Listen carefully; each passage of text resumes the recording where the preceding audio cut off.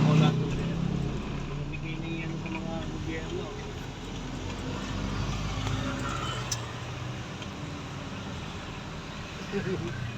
Ang ba magandang tumaan? Mas tayo sa traffic.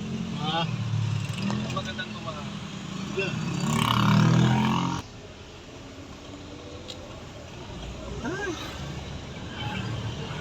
Maling mo yun, walang pera, wag lang may sakit. Na naman yan. Congratulations, baby ko.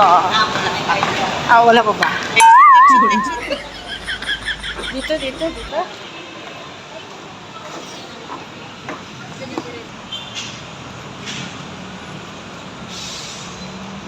Ating kami ng graduation ng aking baby ko.